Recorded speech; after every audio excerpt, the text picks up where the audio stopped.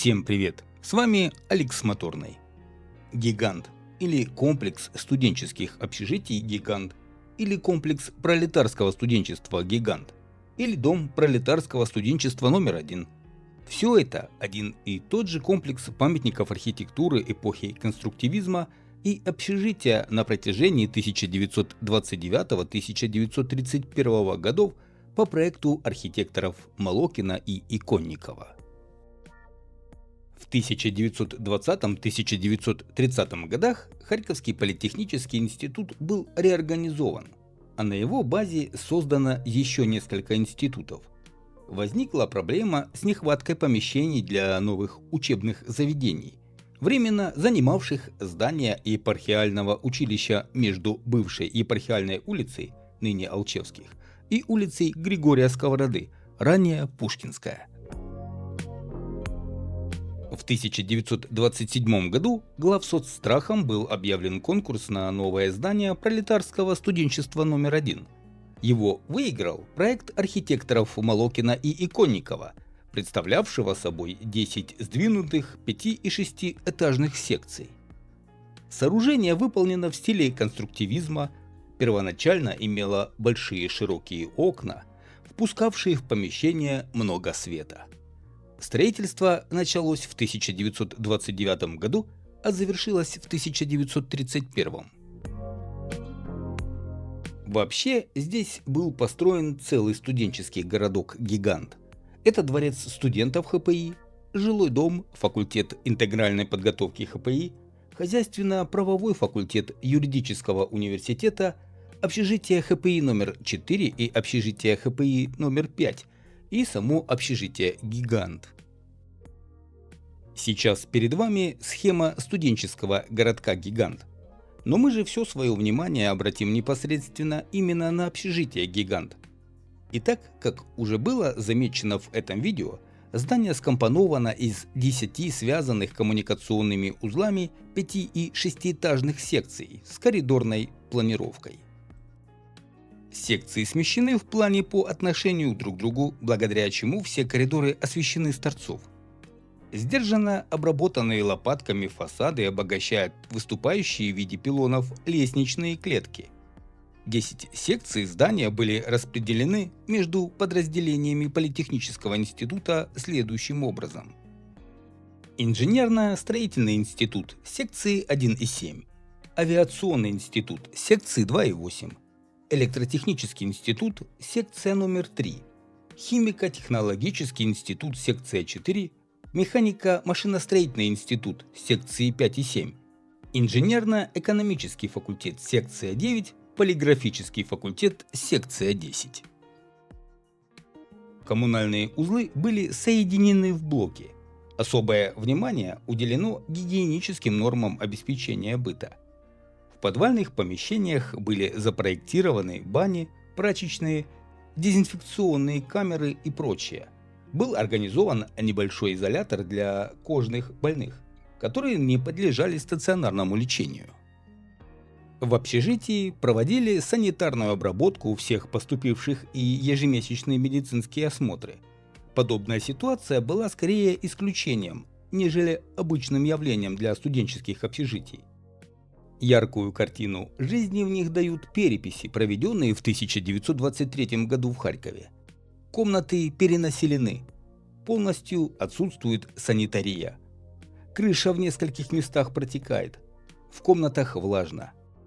Вынужденная перезаселенность в общежитиях не дает возможности ввести минимальные санитарно-гигиенические нормы, что способствует развитию кожных заболеваний и туберкулеза. Фото 1941 года. Все здания городка еще целы. В годы Второй мировой войны здание общежития сильно пострадало. Была полностью разрушена крыша, некоторые стены и перекрытия.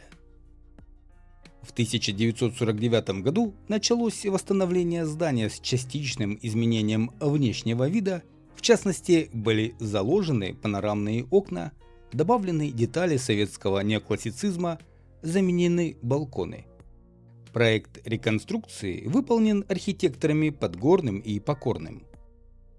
В В 1951-1952 годах были введены в эксплуатацию первые 4 секции.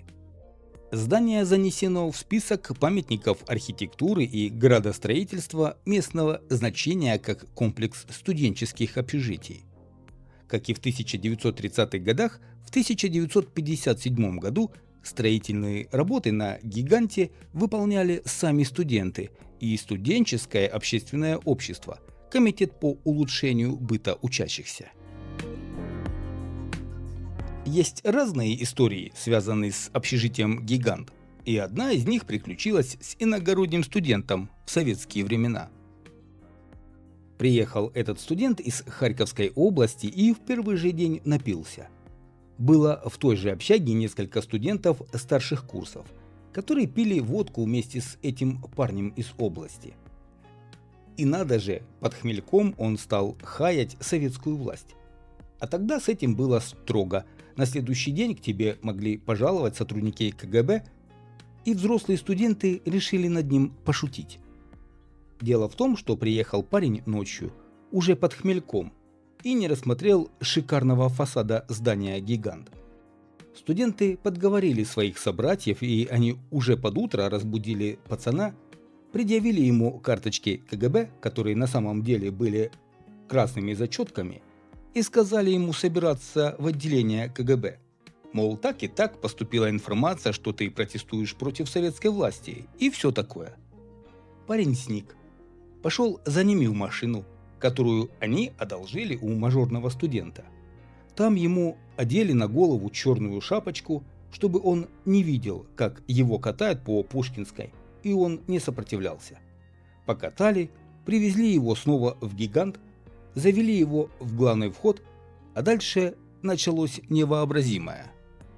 Студенты и студентки, а их было человек 20, одномоментно выскочили из разных углов и завертелись около студента в невообразимом танце.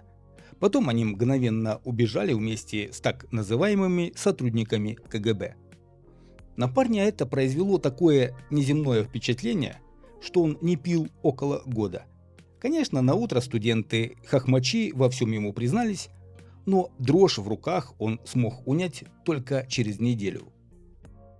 Конечно, эта история больше похожа на легенду, но она имеет право быть.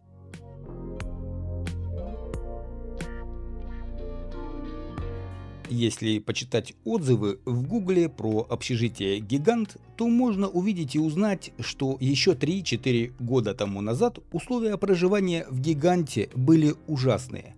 Комнаты без ремонта, полчища тараканов, проблемы с водой. Опять же повторюсь, это если верить отзывам в Гугле. Самому мне не приходилось бывать в «Гиганте».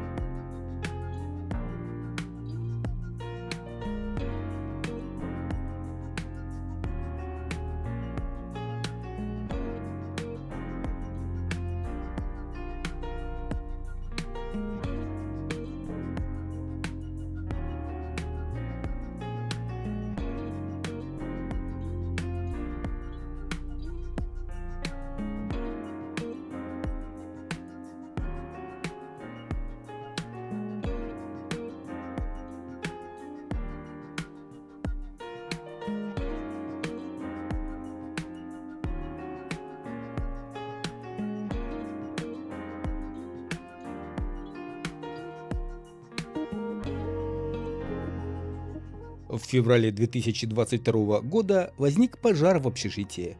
Причиной пожара, скорее всего, стало короткое замыкание.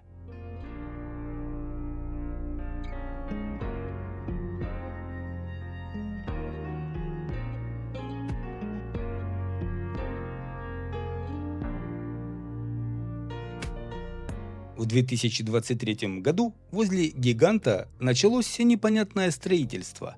Рядом с памятником архитектуры построили железную конструкцию. Тогда понять, что они делают и на основе каких документов, было невозможно. Никакого информационного стенда не было, а строители прятались. В ХПИ были поражены происходящим и не знали, что появится рядом с «Гигантом». Затем строительство было заморожено, а в 2025 году частная фирма продолжила возведение заведения питания вплотную к памятнику архитектуры «Гигант». У металлического каркаса появились строительные краны с плитами перекрытия. А на ограждении площадки работники вывесили паспорт объекта. Частная компания планирует возвести на этом участке двухэтажное кафе площадью более 400 квадратных метров. Оказалось, что в 2023 году Департамент Горсовета выдал градостроительные условия и ограничения, что позволяет застроить 100% участка на высоту 25 метров. После резонанса городской совет заявил, что остановит работы. Позже возведение ресторана или кафе возобновилось. Против строительства выступает руководство Харьковского политехнического института, общежитие которого размещается в памятнике архитектуры. В данное время идут судебные разбирательства по данному вопросу между сторонами.